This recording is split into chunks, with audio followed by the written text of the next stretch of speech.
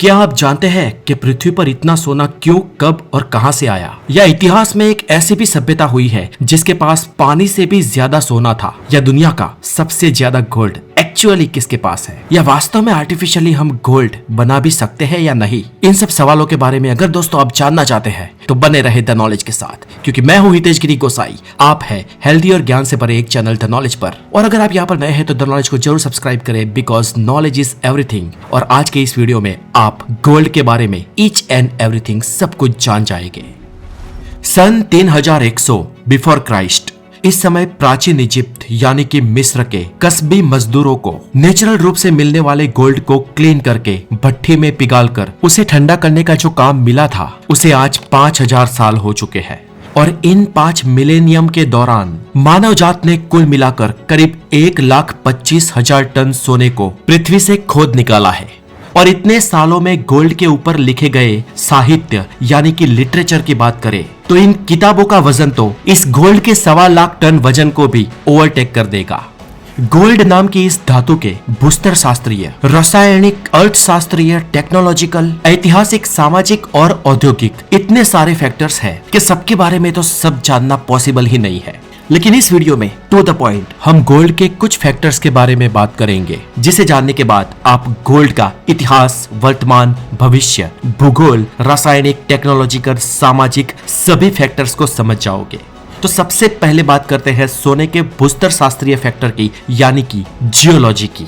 तो जैसे मैंने आगे बताया, करीब 5000 साल पहले एक बड़े पैमाने पर इजिप्ट के हुनरबाजों को पृथ्वी की खदानों में से गोल्ड हाथ लगा और इसके बाद ये गोल्ड मानव सभ्यता के हस्तक गया। पृथ्वी के गर्भ से बड़े पैमाने पर गोल्ड को हासिल करने वाली ये घटना हैरत अंगेज थी। ये एक अकस्मात था, एक सुखद अकस्मात, मानो कोई जैकपॉट हाथ लग गया हो। क्योंकि पृथ्वी से इतनी सारी मात्रा में सोना हाथ लगना कोई आम बात नहीं थी। इनफैक्ट सोना पृथ्वी का है ही नहीं, पृथ्वी पर सोना कहीं और से आया है। क्योंकि पृथ्वी की जियोलॉजी, पृथ्वी का नेचर गोल्ड के अनुरूप नहीं है। तो अब सवाल है कि आखिर पृथ्वी पर सोना आया कहां से? तो दोस्तों, आज हम पृथ्वी पर जितना भी सोना देखते हैं वो हमेशा से पृथ्वी पर नहीं था। ब्रह्मांड में कहीं पर भी गोल्ड दरअसल सुपरनोवा न्यूक्लियो सिंथेसिस से बनता है। मतलब कि मानो कि जो प्योर सोना होता है वो किसी मरे हुए तारे का मलबा होता है। और पृथ्वी पर जो गोल्ड पाया जाता है वो हमें अरबों साल पहले हुई, यानी कि पृथ्वी की शुरुआत में ही हुई उल्का वर्षा के कारण मिला है।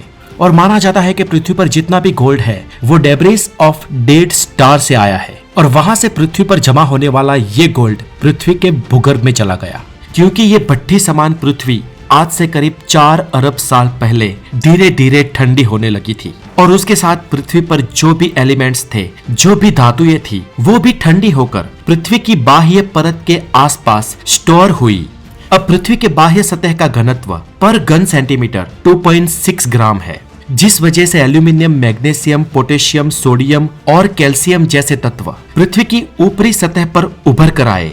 क्योंकि ये तत्व हल्के थे, बाकी लोहा, शीशा, तांबा, मर्क्यूरी और प्लेटिनियम जैसी भारी धातुएं अपने अणुभार के मुताबिक पृथ्वी के आंतरिक पेटाल में चली गई, जिसमें गोल्ड भी एक थी।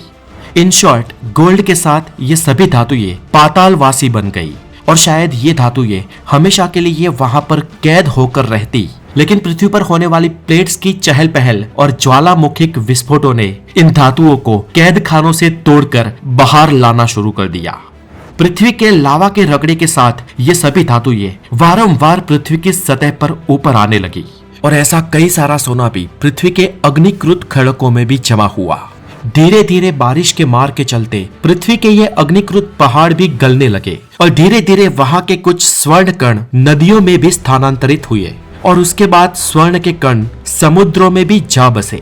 परिणाम स्वरूप इन स्वर्ण कणों का जत्था बड़े समुद्र और बड़ी नदियों के मामले में इतना कम था कि उसे हासिल करने के लिए बहुत टाइम और बहुत मेहनत लगने वाला था। फिर भी कई सारे मिस्र वासियों ने नील नदी के किनारे पे ही वहां से स्वर्ण कणों को हासिल करना शुरू कर दिया। इस स्वर्ण का आर्थिक महत्व और अर्थशास्त्र भी उस समय के लोग समझ गए थे। तब कोई चलनी सिक्कों का अस्तित्व नहीं था, नोट की तो बात ही छोड़ दो। और तब बार्टर पद्धति के अलावा सारा कारोबार सोने से चलता था। इस सोने के कारण कई सारे साम्राज्य बने और इसी के कारण खत्म भी हो गए। दौर ये आया कि सम्राटों की लश्करी ताकत भी इस स्वर्ण पर ही डिपेंडेंट थी। इतनी जानकारी के बाद दोस्तों अब हम सोने की फिजिक्स और उसके बाद उसकी केमिस्ट्री पर जंप लगाते हैं। और इस जंप को आप मजाक में मत लेना दोस्तों, क्योंकि इस जंप में हम वो बताने वाले हैं जो आप नहीं जानते होंगे। मानव सभ्यता के ड्रामेटिकल चेंज के लिए ये सोना ही कारणभूत बना है।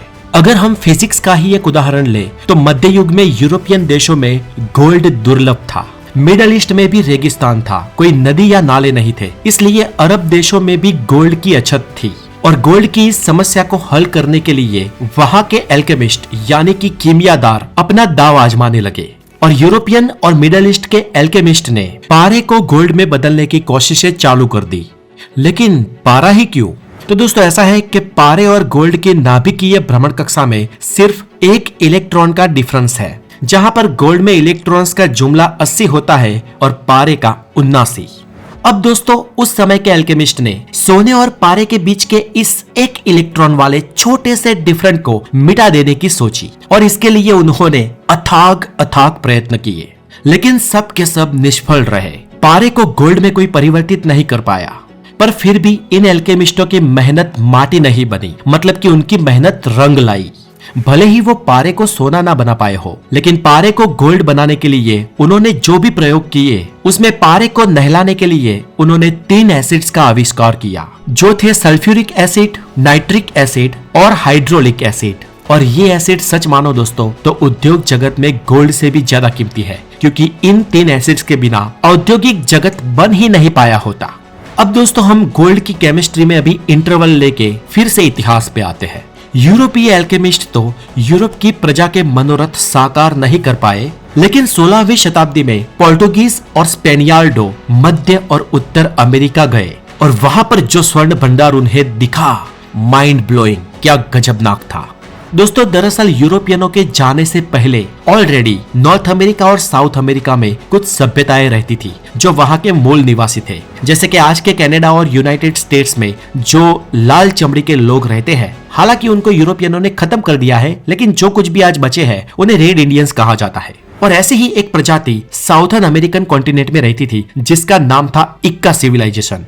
अब दोस्तों ये इक्का सिविलाइजेशन जो हजारों सालों से डेवलप्ड हुई थी, उस जगह पर सिर्फ सोना ही सोना मिलता था। वहां के भूभाग की जमीनी रचना ही ऐसी थी कि ज्वालामुखों से सबसे ज्यादा सोने का भंडार वहां पर आया था। हालांकि लोहा वहां पर नहीं था और इक्का सभ्यता के लोग ये भी नहीं जानते थे कि लोहा होता क्या है, इसलिए इक्का सभ्यता के लोग हर चीज में सोना घुसेड़ देते थे। इतना था उनके पास सोना, मानो कि वो लोग कोई कील भी बनाते थे तो कील भी सोने की होती थी और उसे ठोकने वाली हथौड़ी भी लकड़ी और सोने से बनी होती थी। इक्का सभ्यता के लोगों के घर के बर्तन, चेयर, चम्मच सब कुछ सोने से बना होता था। ये इक्का सिविलाइजेशन की और भी एक प्रथा थी जो प्राचीन इजिप्तियनों से मिलती थी। ये लोग भी मृत देहों के साथ सोने के आभूषण गाड़ देते थे, फिर भी सोना इनके पास इतना कि खोट ही नहीं रहा था। लेकिन उनके सोने के भंडारों में खोट पैदा करने के लिए पोर्टुगीज और स्पेनियाल्डो वहां आ खड़े हो गए। वहां जाकर पोर्टुगीज और स्पेनियाल्डो लोगों ने देखा तो उनकी आंखें तो फट गई।